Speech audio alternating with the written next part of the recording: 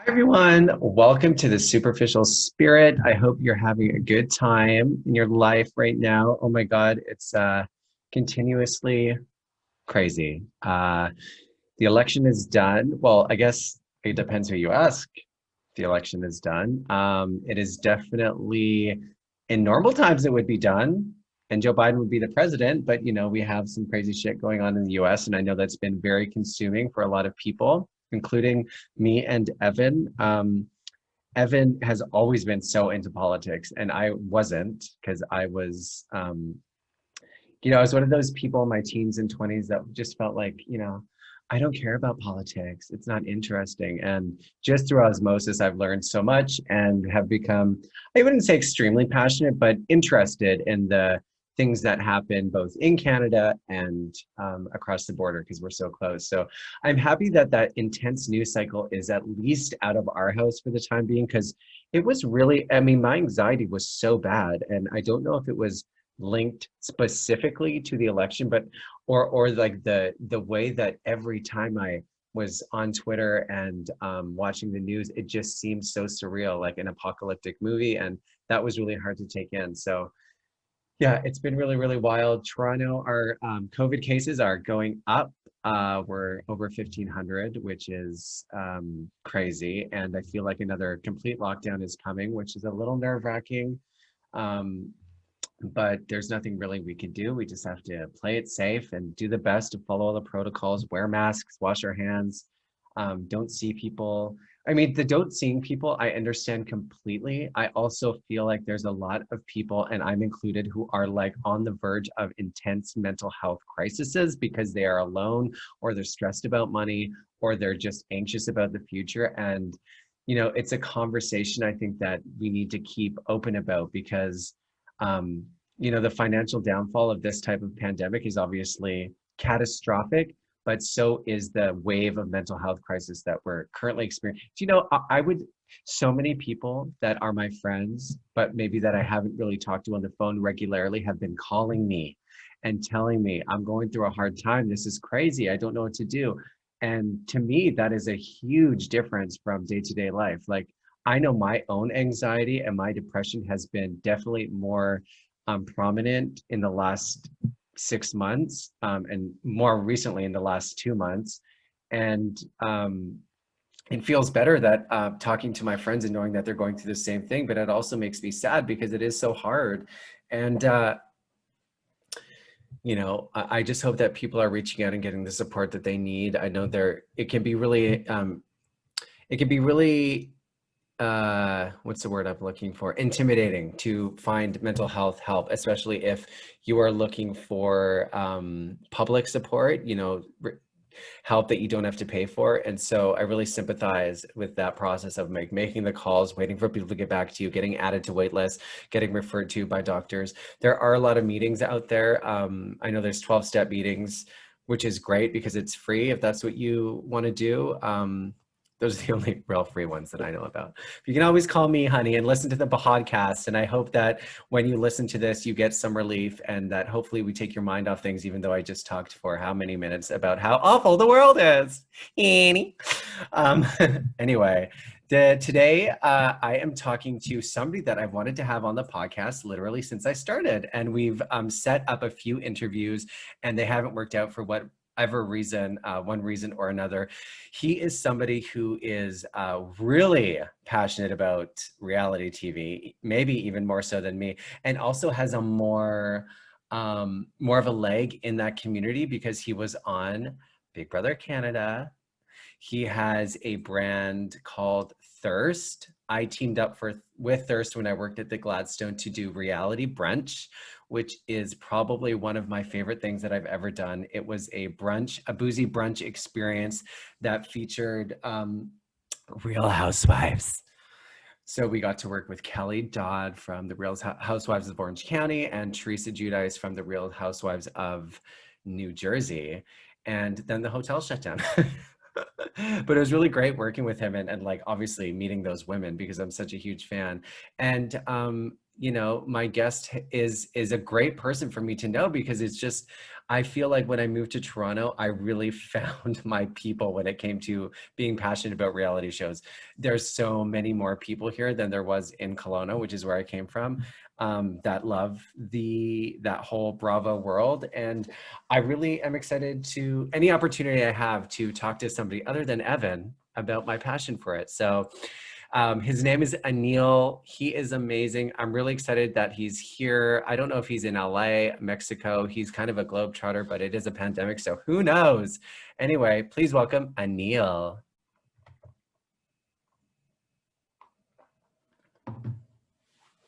Honey, how Hi. are you? Good. Let me just send you to my headphones. Can you hear me okay? Yep. Perfect. Hey. I'm so excited to see you. Me too. It's crazy how like the last time we saw each other was right before the world kind of shut down. Yeah, I was just saying that in the intro that I was recording that it was like we had such an amazing thing with Reality Brunch and then slowly the world just started falling apart. Like, what the And fuck? and I was like trying to do it again, but it's the quarantine that fucks everything up. Like Yeah. so the housewives have to come here, then I'm gonna sit in Toronto for 2 weeks in quarantine. And then the meet and greet, it's all weird. It just probably can't happen for another year. Oh, yeah. I don't even think it's worth exploring that type of event right now because the whole thing that made it so great was that you could like have lunch and or like eat and then be right with them and then take pictures with them. I don't know. Well, what are you gonna do? Put them in a glass box? Like have Teresa Giudice like sitting in a cage? Right. No, thank you. But you brought Sheena, didn't you? Like right before everything closed out. Oh no, she Right. came and then it got canceled. Yeah, I got canceled while she was in the air, so I couldn't even like tell her. So then she had to be here for like 3 days. And then we were like, oh, we can take you to the CN Tower, we can take you to all these things. But then they were like shutting down. Every day we woke up and there was like nothing to do. So we had to change her flight, which was like we were on hold for like 7 hours. It was a Oh disaster. my God. So what did you say to her when you picked her up, like from the Well, airport? well, it was weird because she was supposed to have a driver, so then I canceled just because I wanted to like download her on what was happening. Got a speeding ticket while she was in the car, got pulled over. Yeah, it was a disaster. Oh my Um, God. but the good news was all the press outlets were still willing to interview her. So she got to do E-Talk, I ET saw that, yeah. Canada, the morning show. So like at least that was something she got out of it because like all the other girls were getting so much press and she wasn't. So she was happy because of that. Oh, that's good that you like whenever I book famous people, I'm always like, what if I just have to sit with them and entertain them for like days I and days and know. days? Like in BC, I had to pick up some of the drag race girls and I was always so nervous. Or James St. James from Party Monster came from fucking LA and I was just so like, what if the event gets canceled? What if we get pulled over? Like, what if I just have to sit with them and they're like, this is, I don't know, in some ways it's such a great opportunity because you get to be with these people that you love, but then also like it's anxiety Yeah, it's inducing so scary. I and you agree. never And know what they're actually going to be like. right, yeah, exactly. Like Teresa was like, she was just like not what I thought she was gonna be. Sheena was kind of exactly what I thought she was gonna be. It's just like weird because then you have to be yourself, but then professional, but then like I want you to be my friend. It's like so weird. It's a mind What fuck. did you think Teresa was going to be like? I thought she was gonna be a lot more high strung. Hmm. But like for the most part she was very passive and like whatever you want me to do, like I thought she was going to be very like this is what we're doing, this is how we're doing, because booking her was very hard. Her manager is very like on it. Oh, but her manager was late, maybe that's what it was. Was what?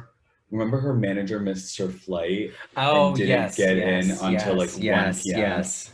I think had her manager been there we would have been dealing with like a different monster, but Yeah, she was I found fine. her, yeah, surprisingly passive too. She's like, "What do you want me to do?" And I was like, "Well, Right. I don't know. I'm so scared." Yeah, Kelly Dodd was fucking awesome. I Yeah, loved Kelly. she's so fun. But I want like, to get fucked up with Kelly. right, did you hear all these things that she might be fired? Well, let's talk about the OC for a second because I'm like, I last season I was like, this is starting to like move in directions I just didn't like, and then this Right. this season I don't know what's going on with the casting. Like I feel Bronwyn. good TV, fine. There's a lot of shit Right. happening, but I find her insincere. I just don't believe it for some reason. I'm like, I don't know if this is real. Like the sobriety thing, obviously important, great that it's on Right. TV, but I don't know. Something about it isn't sitting well with me. And what's her name with oh my God, what's her name? The one who's the domestic Oh, abuse with her Gina C, husband. but that's how forgettable she is like you couldn't Exactly. even remember her Gina, name. Gina, I'm like, you are like my friends in Alberta. Like, great girl, nothing against her, but we're talking about the Real Housewives here. This is not Right. like the girl down the street. Like, give me some fucking, I don't know. Um, They got yeah, it I all don't, wrong. the other two, I just, Shannon, I love Shannon, but Me I too, feel like they're icon. going in a wrong direction. They're just like the new girls are not doing it for me. Right. I do like the Shannon, Bronwyn, Kelly being able to walk to each other's houses. Like That's that. cool. Desperate Yes. Housewives, I like that. But those three, I like. I do feel bad for Emily because I think she is a real housewife, but she never got a chance because Tamra, Vicky, and Shannon had her literally blocked on their Yeah, that's phones. Like crazy. she could never break through. She was literally Oh, like when you said bullied. they were blocked on their phone, I thought you meant they were blocked on social media. I didn't know you meant that they were like, Yeah, she could never contact them. Like even if she wanted to be like, "Hey, let's go for coffee, let's go for tea," they like shut her out completely. oh God, can you fucking imagine? That Right. sucks. I don't know. I feel like the wave of the OGs, like all of them leaving, is a little nerve-wracking because I like Leah in New York. I hope they don't Right. fire Kelly. I know Kelly's problematic. She's like borderline a lot of things, but Right. I don't know. I don't know why They need she's maybe her. getting fired. Yeah, but she's got the crazy eyes, man. We need Kelly Dodd on the Right, OC. right. She's the fire. Her and Bronwyn, I And guess. If her and Bronwyn start fighting, it'll be great. I think that's what's gonna happen too. But I think the a lot of like housewife fans are gay, so they are mad at any Trumpers, if that makes sense. However, Yes. in the land of housewives, and if we are preaching this world of equality, we need a percentage of Republicans. I personally don't want to see all, you know what I mean, Democratic Yeah. housewives preaching the same thing. I'm not saying it should be 50-50, but at least like let them have their space. Let Kelly Dodd believe that you don't need to wear a mask and that you can vote for Trump. You know what I mean? We need Yeah. that stupid representation in a way, if that makes sense. Oh, I think so. And you know, people need the reason why reality TV is so good is because people are like authentic. And Right. that's what makes a great show. And if somebody is a Trump supporter and they're pretending not to be, it's like, I mean, it's the same when you go back to Stassi and Kristen getting fired. They should have kept them on the show and confronted them in front of the cameras. Right. I agree. Yeah, They haven't been picked up. They haven't like started I production. know. Thing. I'm nervous. I think it's going to be canceled. Oh God. Well, maybe they'll get a spinoff. We'll see. Right. Um, okay, so there's a few things that I want to talk to you about. Okay. First, Salt Lake City, Okay. because I I feel like it was the best start to a housewife city in so long. I don't even remember the first episode of Dallas or Potomac, and those were the most Right. recent ones, but I feel like they really, really, really hit it out of the park. Right. And I think what was smart is that production made sure like they were like, this is something, there's something here. And they went through every detail. Cause like, for example, the flashback of Mary and Jen was 6 months ago. That means they have 6 months of filming and footage that we haven't even seen. So by the time we get to the premiere and that party, they're all comfortable in front of the cameras. Does that make sense? So it Yes. was just done so well. And what they were smart about, it's like Vanderpump Rules, where they all have previous connections. So it's like, Yes. we're diving into their world, not forcing these women to come together and hang out. Yeah, I felt like it was very obvious that the relationship dynamics were authentic and high stakes. You could Yep. just tell that these people knew each other, they didn't like each other, or they loved each other, and that you cannot fake that. And when they try Right. to, it's so obvious, especially for people like you and I who are obsessed with reality TV. You can tell in a second, like, yes, it's all produced, period. Right. But I mean, you need to have real relationships. That's why they end up being so high stakes and screaming and Right. crying and flipping tables. It's because it Right. matters to them. It's like Yeah. what Toronto should have been. I hate shitting on Uh, Toronto because I get that they tried, but literally when I watched Salt Lake City, I was like, we could have had this in Toronto. It's like with Yeah. the winter coats and the heels in the snow. I was Oh my like, God, the snow. I just was like, the snow is so good. It reminded me of living in Kelowna in the Okanagan because it's like this super small community, but a lot of money. And you don't really see it if you're just driving through, but it's there. And yeah, that seasonal town, I just think it's so unique. Like nothing fucking happens there, but they found right. this cast and it's going to be so interesting. And also, I was thinking too, like this huge franchise coming to such a small city, like what that would be like for the community. Right.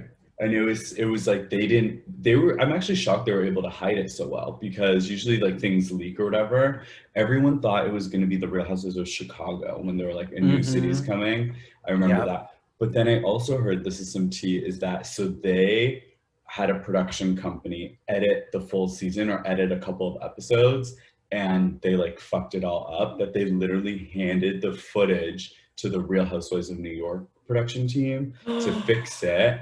And like Mary was never supposed to be full time. She was supposed to be a friend of in that previous productions company's like vision for the show. So whatever they did to like correct it, they did such a good job. I'm like so happy with it.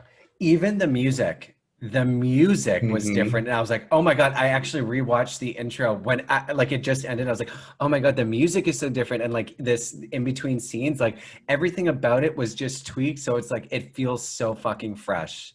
Right. So I loved fresh. it. Yeah, it's so good. I can't wait.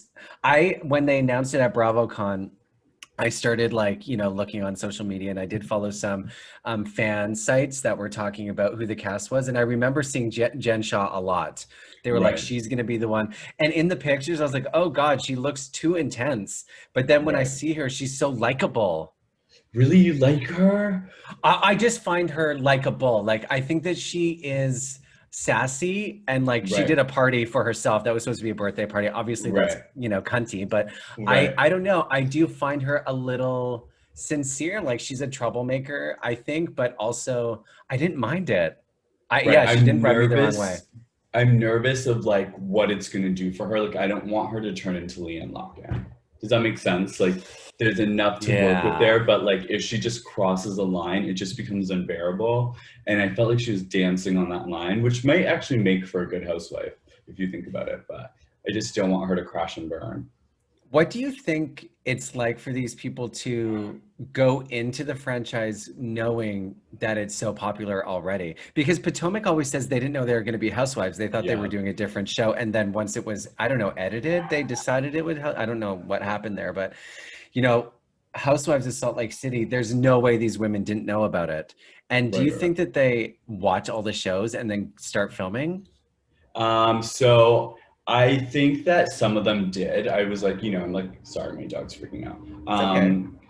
That I was reading that some of them are true Bravoholics. So Jen watched, Whitney watched, Mary knows a little bit about it, but like people like Meredith have no idea. And that's how come Meredith was Ah, my favorite, because it looks like she like kind of took like an edible or something to calm her down, and is just totally. like going through the motions. And based on like the trailer, her marriage is the one that crashes and burns. So it's like Yes. when you see people like that have no idea what they're signing up for, and then it exposes like their marriage, and hopefully like if it does fall apart, we've seen it do good things for like Tamara or like Shannon Yep. when they leave these men. So I'm excited about that. I am nervous for, like I said, like people like Jen Shaw who like know about it and they're like, ooh, this is my chance to be the next like Lisa Vanderpump or whatever. That's where I'm like, no, just be yourself. Like I do think someone like Meredith will come out more on top than somebody that knows the game a little bit more. It's interesting. And when I saw the clip of Meredith and her husband in the bedroom where he like leaves, I'm thinking, why the fuck would you go on a reality show when your marriage was in that state? Right. She has Like, no but you idea what must have she's not know. doing. Yeah. Yeah. I think the sell was like, oh my God, your jewelry company can be, you know what I mean? It's like more of a business thing. But I mean, she's Yes. selling Rihanna. She doesn't need, housewife fans, but Yeah. I'm happy she's there. Totally. Yeah, I think it's going to be a great season. Like I've been waiting. I've been waiting and waiting and waiting and waiting, and I'm so happy that it's here. Now, I also want to talk to you about your Big Brother experience because this is why I Yes. think you're so interesting is because you love reality TV, but you've been on reality TV. And I just feel so lucky that I get to talk to you about that because in Vancouver, I didn't know anybody on Big Brother Canada. The Toronto's just such a bigger place. And I'm curious about your experience. Like, you were a super fan, right? Going into the Right. Big Brother audition process. Can you just tell me a little bit about the audition process and when they called you and when you found out you were going to be on the show, all that stuff? Yeah, so I was in university in Florida. So I went to school in the States and then I auditioned for the American one. And I got like a call back for that. And then they're like, you're not a US citizen. And I was like devastated. And then literally 4 months later, they announced that Canada's casting. So I like audition. And in my head, I'm like, I know it takes people like 6 times to like get on, you know what I mean? So I'm like, let me just do it. And then hopefully I'll get on by the time I graduate. And then I did the open call, and then I got the call the next day. They call you like that same day. And I remember I fucked up my audition because it's so quick, the open calls, it's like Yeah. 30 seconds that I was like walking to the Eaton Center to get a new outfit to like go back and audition. And on my way, they called me, and I was like, oh my God, this is insane. And then it was a struggle because I would have to take a semester off. So I'm like, do I do it or not? And they don't tell you that they're like, you're in the top 25. And then you're like, what does that even mean? But you have to like plan your life a little bit. You know what I mean? And I just never thought I was going to be on the first one. Like I truly never thought, because it's like, you know what I mean? Those 10,000 people that audition, I knew at some point I would fit the puzzle of the cast because it's not about you. It's like they need to find somebody that is going to hate me or somebody that's going to potentially fall in love with me if I'm like a single girl, you know? So I never took it Hmm. personally because I knew it was all about the bigger picture. But yeah, and then it happened on the first season and it was like, I mean, it was just crazy. Even processing it now is kind of nuts because the show has just developed into such a beast now that it Yeah. wasn't in the first season. So before we talk about in the actual house, when they tell you that you're in top 25, you're like, okay. And then do they just like how much notice do you have when you get on the show until when you move in? So I want to say, I think we moved in February. So at the beginning of January, they just started asking a bunch of questions that were very telling to like, why would you need to know this? You know what I mean? So I was able to kind of see like, okay. And then they say that you have one more audition. But that one more audition is like your on camera test. And then you literally go home and like pack up and go. However, they're kind of telling you, they'll send you like a list of things that you should get and start preparing. So you know it's coming, you just don't know like Oh my exactly God. how. Yeah, and like for me, when I did my on-camera test and then went home to start packing, like my family was like on a cruise. So like Oh my God. I didn't say bye to anybody, and we were so unprepared that like they even just had like my mom call me to say goodbye at one point, just because like it was just, I don't know, it was like you think you know what's happening, you're like, okay, why are they asking all these questions? But they're never like, okay, on this date, we're coming, you're packing, and you're leaving. So it's kind of like, that's kind of like it's a whole mystery game in itself because you could get casted and be put in the hotel, and 2 days before they can say, sorry, we've made some cash changes, which is insane to me too. Has that happened to people? Yeah, in Canada and in the American one, where like they're Oh my sitting there God. thinking they're on it, or they're sitting there thinking that they're an alternate, and then the opposite happens. They make last minute changes. Oh God, that would be so devastating. So when they say, okay, finally you get the call, you're like, you're gonna be in the house, do they say like you're allowed to tell your boyfriend and you're allowed to tell your boss or your teachers and your family, or do they say, I always wonder that like you have to take all this time off from your life, but you also have to keep it a secret. Right. So how do you navigate that? So I had just told my mom because she watched and she understood, and then I had to talk to my boss to get the semester off, and then not the boss, it was a dean, but I worked at the dean's office. But yeah, they made him sign like an NDA.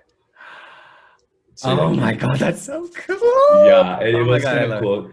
And as long as you like, I have to say, like the casting team is like so they're so like they don't scare you, if that makes sense. They make it really Hmm. seem like they're on your side, like, come on, we're gonna get you on the show. Like this is what we need to do. Like they're like really cool cheerleaders. So yeah, it was pretty. pretty fun. I mean, I told my boyfriend, I know I shouldn't have, but like, it's kind of hard not to. What, were you guys living together? No, this was in Florida, so it was like a college Okay. relationship, and it's like, Okay. why are you leaving for 3 months? You know what I mean? None of your business. Right. Oh my God. And I think it's really impressive that you went to the Florida auditions and got a call back and then went to Canada and immediately got on the show. So I feel like you must have had a sense of this is my destiny. I'm supposed to be on this show. Right. Like I'm like tapped into spirituality. So I knew always that I was going to be on the show. I know that sounds so weird, but I literally didn't think it was going to be the first season. And I always thought it was the American one because I was young and naive. And I was like, oh, I live in America now. Now I can do Big Brother. You know what I mean? But the Okay, citizenship. so yeah, I wanted to move into spirituality later, but you brought it up, honey. So let's go. Let's dive This in. is okay. So for me, my spirituality, I when I look back in my life, there is a direct correlation between me being obsessed with celebrities as a child and Okay. that manifesting into I guess like a self-image that was larger than life that gave me confidence to pursue my dreams. And Okay. because of that, I did a bunch of amazing things. I was fearless. I did a lot of cool things. And when I look at pop culture, I'm like, there's a spiritual component to that because it opened me up. It made me confident. It made me get a sense that there was more to the world than just my own personal experience. And same with nightlife, all of the things that have been superficial or even problematic sometimes Right. have also had like a very big spiritual component. And reality TV is interesting because what I'm 35. So when I was growing up, Big Brother was just coming on, Survivor. And so we were raised with this world of, you can go on TV and just be yourself and you can become a star. Right. And I'm so curious. And what I really want to talk to you about is what do you think that does to people's spirituality or like even their self-development to look at a show and then mold themselves or maybe like make decisions in their life in order to become on reality TV and then getting on reality TV and that being its own experience and how it fucks with your mind because I know that it can be spiritual. I've had that experience, but can you tell me a little bit about your spirituality and how that related to, like you said, I always knew I was going to be on Big Brother. How did you know that? Well, because for Big Brother, I love the social experiment of it all, and it's like human chess. Like I think a big reason too is like I always said like in my casting process that I was like I don't even want it to be on air. You know what I mean? Like I specifically wanted to just play the game. So like I was doing all these like weird online versions of the game. So it wasn't really like the concept of going on and being famous, if that makes sense, or like getting Mm-hmm. followers. I just wanted to play the game. However, then, your wheels start turning because you're on this platform. You get inducted to this like cult in a way of reality TV people that are doing these things. And then as the show developed, Instagram started getting more popular, Twitter started getting more popular. So it added this layer. And I think that's where I personally fell off kilter because I was doing it for the game. And then I went back to school and then I saw all these areas of opportunities that my castmates or future seasons were capitalizing on that I didn't. So that made me feel like that's what threw me off, really. It wasn't actually the show or playing it. It was like, oh shit, there's this kind of fame, Instagram following world that I could have potentially tapped into that I didn't at the time, if that makes sense.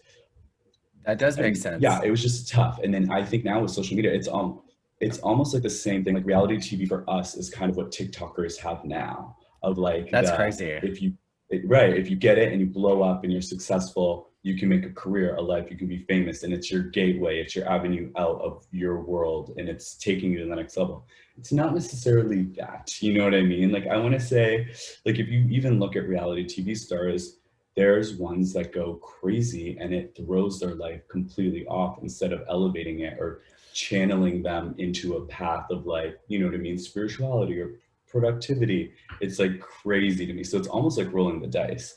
I was just happy that I want to say I fell off for a little bit, but I'm able to kind of dial it back in now. So when you talk about like knowing that you were meant to be on it, was that like when you were watching the show, you just like you when you see people on TV and celebrities, a lot of people say, I always knew I was going to be a star. I always knew I was going to be a pop star. I always knew I was going to be a movie star. I always knew I was going to be on the show. And nowadays, the concept of manifesting is really big, right? Like you can Right. manifest your dreams, do your vision board, do all that, and you can draw it into your life, which I believe I've experienced. So were you doing that with Big Brother? Were you like consciously like, I'm going to manifest this experience, or did the spirituality come later? So I knew it was going to happen. And then when I got casted, I was manifesting this concept of the number three because I knew if I just made it to the final three, I could navigate that to win, right? So it was getting ahead. Three is my favorite number. Whenever there's competitions and you had to write a number, mines were always three. And then in a weird way, manifestation, if you're not super specific and you're not really kind of dialing into it, I was out third. Oh my And fucking God. that was the mind fuck of the spiritual process because I was like, wow, I'm writing three, I'm thinking about three, but it in a weird way backfired. And I went out because of a twist. So it was like a twist that has never been done. It was the first time it's been done, even on the American version. So it was like, that's always a weird mind fuck to me because I was like, I was focused on that number three so much. And the universe just was like, here you go, bam. Here's three, baby. Right, exactly. So that is kind of the big spiritual takeaway, I think, from Big Brother for me was I was like, if you're not very intentional about what you're manifesting, and if you're not like, you know what I mean? Like it's also Very like this, specific. yeah, you have to be very specific. And like, just like a quick sidebar, I always envision, it's been on my vision board of 6 months in LA, 6 months in Toronto. That's how I wanted my life to be. That's how I wanted to be set up. I go back to LA, immigration bans me for 6 months. So now I physically can't go back to LA, but this is not how it's supposed to happen. It's the However, 6 months thing. Oh my God. it's actually like when I think about that, I'm like, wow, this is how powerful this tool is. However, if you're just like throwing it out all willy-nilly, like it was on my vision board, I've been thinking 6 months here, 6 months there. And the universe is like, okay, but now it's like forced. It's not the way I want it, and it's not planned. It's like crazy to me. It's like manifesting money and then getting hit by a car and getting a huge payout, that kind of Right, thing. Or right. like wanting to be famous so bad and getting framed for a fucking murder and then you're on the cover of every magazine. Yeah, I know it is tricky. And I found for me the easiest way to manifest was like when I wasn't thinking too hard about it. And actually, it was when I was fucked up in the clubs all the time because I just was in this constant state of like, I'm a star. I'm a star. I'm a star.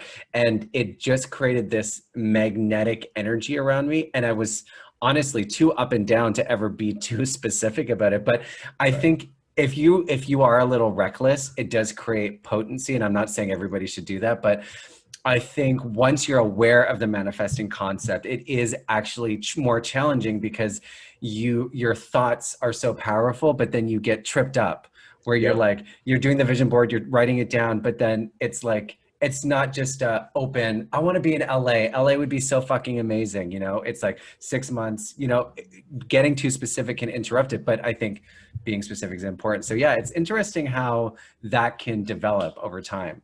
Right. You have to find your own kind of groove with it in a way. You know what I mean? And that's what spirituality is like people will ask, like, oh my God, what are your practices? I was like, you have to find your practices for you. I can't sit and journal for an hour, but I'll do my quick 5 minute journal prompts. You know what I mean? Mm-hmm. Whereas people are like, oh, I can meditate for an hour. Sure, I can if it's a guided meditation, but I just Yep. know I have to hit my 20 minutes and I'm good.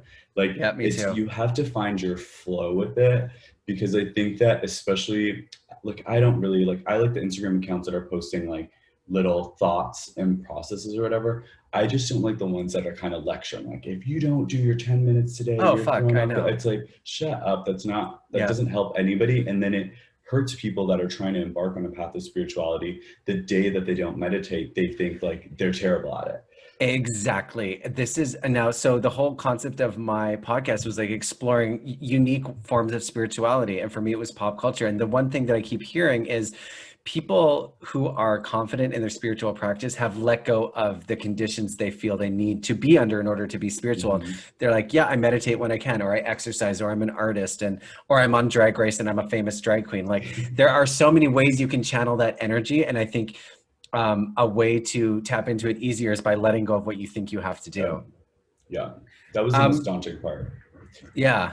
When you, I want so bad to find a real housewife who is, or anybody on like the big shows who considers the experience a manifestation or like a spiritual, like they see that in such a superficial thing. Like, I'm wondering, do these people go into it and, um, I don't know. I'm trying to understand what it would be like to be on such a huge show, and like you said, it's a roll of a dice. It can take your life in so many directions. And if you went into it with this awareness of, the dialogue with the universe and manifesting and how to navigate that, if it's possible to live in those both worlds at the same time, be a crazy fucking housewife and get known for being a huge bitch, and also be completely grounded in reality and like separate from it. Yeah, I mean, I think it's tough. I think people like Leanne, we saw it go so wrong. You know what I mean? We Yeah. saw it go like pretty bad with Kenya Moore when she got off that season where they let her go that one season. But then I feel like there's people like Candy that are a Yes. little too like, she's found the nice groove of like she's look at her career and how she's Yeah. literally utilized Housewives to launch her career. But she, I mean, depending on your taste, she doesn't give me enough crazy manic, but No. it works. It works. Someone like Carol Roswell, like my whole theory about Carol Roswell is like she's been my all-time favorite housewife. She wanted to join reality TV because she's always been fascinated about it. But it's kind of this concept of when you join a cult and you don't know you're in the cult and then you go crazy. That's what happened to her last season, is that she was always above the fray making fun of these women, but then the cult got to her and we saw her with her stylist, we saw her getting in Bethany's face, and then I was like, wow, this is, you know what I mean? I feel like once you enter the cult, there is like, there's no You way to really get lose out. it. Right. I I know. think, Oh God, it's so interesting. Yeah, that is so like eventually what you see, what I've actually noticed with Potomac is now at season 5, they're really like, okay, let's just fucking get in there and do this. But I think right, that is not a conscious choice. It's just you eventually really stop knowing that you're on TV because it's been so normal. And that's when right. your guard comes down and you really get sucked in and you're like, oh my God, I just fucking screamed at somebody on camera and I never thought I would do that. But you do it long enough and you get sucked in. It's such an interesting way to put it. Right. And it's the off season that I think is the head fuck of it all. Because the off season, it's like, they record it and then they just wait for it and then it airs and then they're doing nothing. That Oh my nothing God. time is where they lose their minds, and or a good housewife is preparing. They're getting their stylist, their hair, their makeup. You know what I mean? But it's like, is that authentic? So it's how are they using that downtime to really set themselves up? Like Potomac, everybody but Giselle came out swinging in terms of Yes. looks, hair, Yep. makeup. You know what I mean? But I respect that as a reality TV viewer, but how far do you push that to where you're not even yourself anymore, if that makes sense? Yeah, I talked to David. Have you listened to Behind the Velvet Rope? Yeah, Yontid, Yeah. David Yontid. Yes, Yeah, he was on the show and he was saying how when people get to the point of like being countess like Luann, where you're on the show for so long, you build your life around the seasons, and it's like right, every decision ends up being, how does this affect the show? Relationships, marriages, jobs, where you live, who your friends are, it all centers around the show. And then when the OGs started getting fired, it kind of puts everybody like, oh my God, this isn't going to be around forever. Imagine being Vicky on TV for what, 17 years. And right, really, when you do anything for that long, you have to have a sense of being untouchable because it's such a rare occurrence. right, And then you get fired and then you go into a tailspin, and she keeps saying she doesn't care, she's not on the show. But yeah, I think, how do you be a successful reality show and not have your life centered around it? It's like any right. job, you have to fucking focus on it. Right. And someone like Vicky that's seen the most housewives fired, you know what I mean? In her career, she's seen the most people get the axe, and then to finally get the axe. What that does to someone's ego, I'm sure, is like crazy. I feel really bad for her, actually. And they, in retrospect, it was a bad decision. I think they needed Vicky and Tamara this season. Oh, 100% they need. I think there needed to be, like, if I was a producer, I would have kept those three and brought in new ladies who were like maybe another trio or somebody Right. who was fucking fearless and went after them. But yeah, it was hard to penetrate that dynamic because they'd been around for so long and women kept coming and going. And I mean, how many Right. times can we see them drunk in Mexico? Like, Right. Yeah, I get it. And um, Gina FaceTiming from Walmart is just tough. Oh my God. Yeah, that was a turn. I was like, "Oh my God." Yeah. And I didn't want to be judgmental about her financial situation because, it is, I mean, that's more close to reality than what everybody is, but also Housewives is supposed to be a fantasy, right? It's Right. An like you want to escape. see it. I want wish fulfillment. I want to see these women and see myself in 20 years. I Yeah. don't want to be, you know what I mean? But I think another person who did really, really good is Bethany for like using the platform and leveraging it and being super fucking crazy, but also obviously grounded enough to launch her Skinny Girl brand because I think actually I would say she's the most successful in terms of like coming on the show, leveraging it, and then moving on.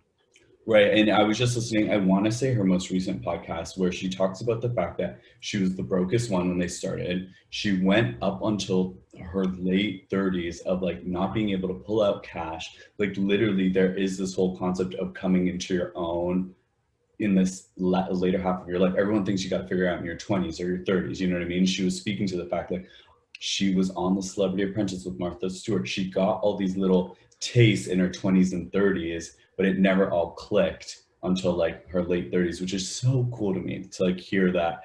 Yeah. She got the taste of reality TV. She was a runner up. She almost won. She had access to all these things, joins the Housewives, and then really did it right.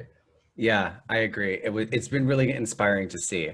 What do you think is the future of reality TV with like the birth of social media? Because like you said, young people now don't necessarily want to be on reality TVs. They want to be influencers.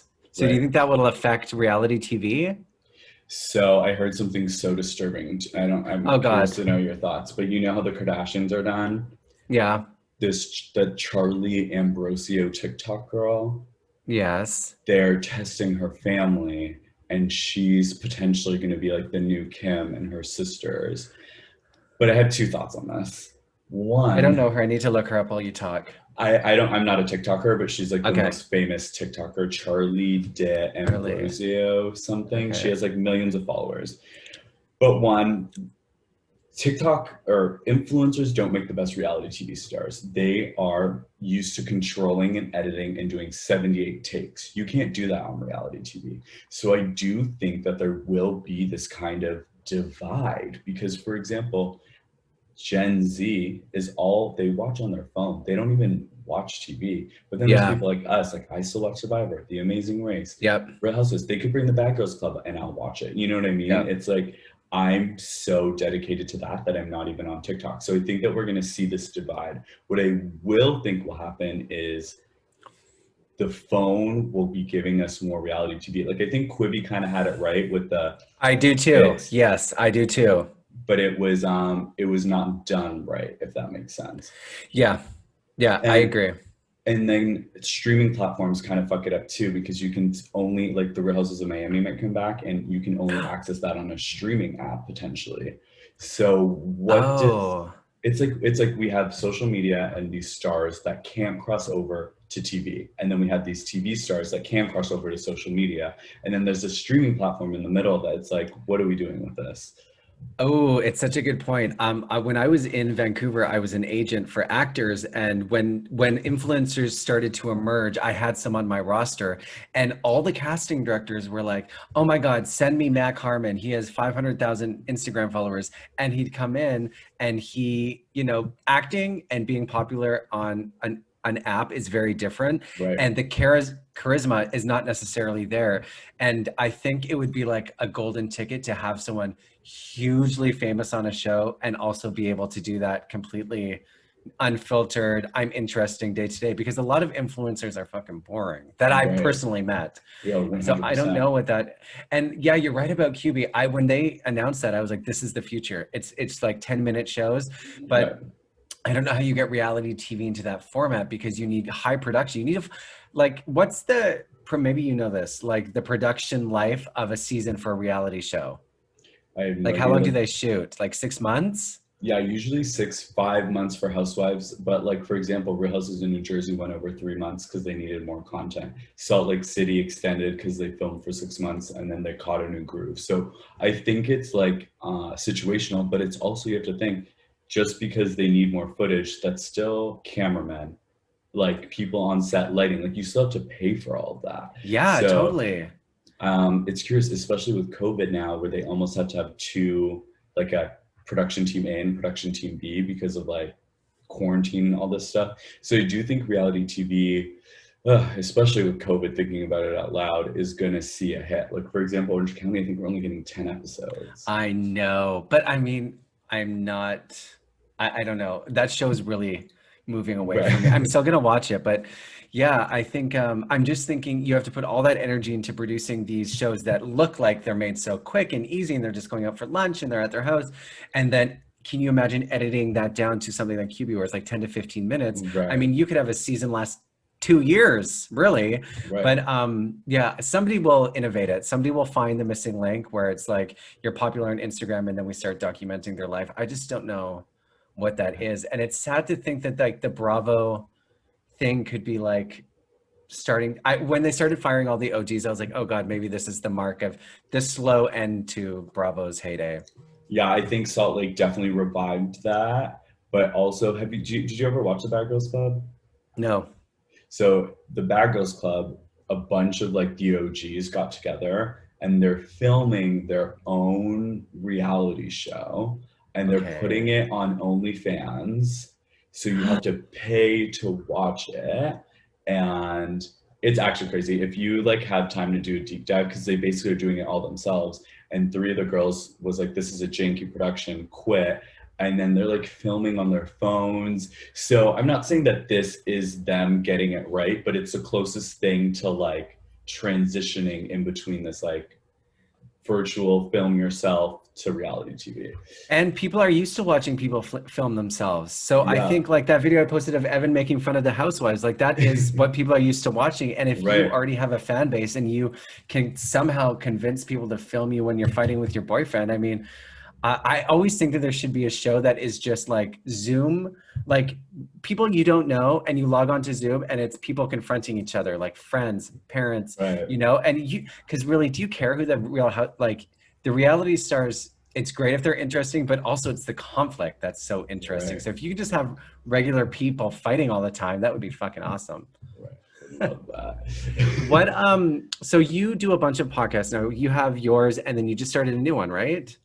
Yeah, so well, it was in LA, the But Now We Said It, which is like a YouTube show where we were doing housewives. So that's four of us that essentially the podcast world, especially when it came to reality TV and housewives, got so oversaturated. Yes. And then Bravo and Sirius Andy essentially are holding the housewives and giving them the exclusive, which makes sense. It was like they're feeding their own machine. So it's tougher, 2 years ago when we were the only ones doing this, you could get a Jennifer Aiden on your podcast, no problem. Now it's like you have to freaking jump through hoops and it's still a no. So that obviously we have to figure out how to do virtually now that I'm back in Toronto full time. And then with Thyrst, it kind of ruined housewives and reality TV for me in the sense, yeah, because I had to become more competitive because the world of recapping episodes became so competitive. And you have to be so good at it that I was rewatching these episodes multiple times. And then by the time I sat down to do it, I was exhausted. And then now I'm competing with people that have screeners that are able to see the episodes multiple times before. So it just really ruined it for me. And then with Canada's Drag Race, I love Drag Race. I was so excited. I know half the cast. And then we went through this whole PR issue too, where World of Wonder held all the queens until after the show. So it's kind of like, it ruined it for me, if that makes sense. Yeah, The fact yeah. that podcasting became so big. So yeah, I'm actually in the process right now of reinventing what I'm going to do for the new Good. year because it became just like I don't know. And I get it. It's like, it's now just such a business model. So you're going to send Jimbo after she gets eliminated to chat with Trixie Mattel or Shea Coulee. I get that. You know what I mean? It was just shitty because there are content creators. I'm not saying that I'm like the only one, but there was podcasters and stuff talking about your show that brought this to the podcast landscape. You know what I mean? So it's like, I'm not saying it's me, but at least give a nod to some of those individuals that really did put in the work. Yeah, I agree. Podcasts are growing so fast. And I feel like just when social media first started and you had this really great organic reach and you could really honestly build a following fairly easily just by posting and Right. making great content and being excited about it. And now there is just big, deep pockets involved in every aspect. And it becomes harder for people who are just regular people doing something they're passionate about to make an imprint. And it sucks. I mean, maybe we'll move towards more like micro influencers where it's not necessarily about having 1 million followers, it's about having 100 that listen every single time, and 100%. having those like high engagement. Because you're right, when somebody like World of Wonder and Bravo are like, no, we're going to do it, then why the fuck would you listen to anyone else? You would have to be Right. so unique. Right. You have to be so unique. And it's we live in a superficial world. This is why it's a superficial spirit, because people Yep. want to listen to the celebrities. They want to listen to the housewives. They want to listen to the drag queens. They don't want to listen to Aneal Joshua review the episode when they can literally hear, you know, right from Tynomi Banks. You know what I mean? Yeah. So it's tough. It's just a new landscape, really. Yeah, it's true. I hope that, you know, we just continue to find new ways. I think that you have a great brand with Thirst. I mean, the events were just truly unique. Truly, like I had never seen a reality TV in a party before. Like it seems so simple. Like, oh my God, why didn't I think of that? You have the Right. Drag Race girls performing at clubs, but brunch with housewives, man, that was I good. know. I'm sad that we were like literally 2020. My vision was to do it monthly and like just keep it going. And then I COVID know. came. But I Yeah. mean, that's like I guess the beauty of life, not to get heavy, is like you really do think you have it all figured out and have a plan. And like the universe is like, nope, Oh, not this honey, year. I know. I'm just like, I plan like a day in advance. I just can't do anymore. Right. What would you say then, like, just to end things off, if people are listening and they want to really either be on a reality show or immerse themselves in that community and, I don't know, interview people or just get closer and follow their dreams and manifest the reality that you did, what advice would you give them? I would say like the worst advice that I got all the time was just be yourself. You know what I mean? So there is magic to that. So when in terms of be yourself, I would write down the 5 things about yourself that you know you are and that you're proud to be. So I'll use myself for example. I'm a brown man. I'm a gay man. I love reality TV. I'm kind of, you know what I mean, like a dry sense of humor. Like write out those things and then turn the dial on each one of those things and own Mm, it and really harp those. If you're auditioning for reality TV, as much as it's about a personality, it's also about telling the story. So you have to back everything up with a short story. So I'm a bitch. I'm a bitch because when my boyfriend talks back at me, I don't even entertain it. I just throw a glass of wine in his face. The end. You know what I mean? Like it's these quick bits to back up your statements. Like don't go on these long-winded stories. yep. Just be able to state the fact and this is why. But really the easiest thing that's helped me is like the 5 things that you are about that can be sold easily. You know what I mean? The commodification of self. Right, That's the exactly. new kind of spirituality, honey. Because you're right, we all just want to like worship these idols and then find a way to be a part of them. And social media opens that door. So just gotta like, if that's what people want, that's what they'll get. I just hope that they go into it with some grounding and sense of self and hopefully good people around them. Right, yeah. It's all Yeah. about the people you surround yourself with, that is for sure. Well, thank you so much for coming on. And I've been waiting to talk to you for so long and you did not disappoint. I can't wait to watch more fucking Salt Lake City and talk to you about it. Me too. I'm so excited that we got a little catch up. Yes, we'll do it again soon once the show's been on more and we can dive deep again. Oh my God, I would love that. Okay, I'll talk to you soon, babe. Okay, bye. Bye.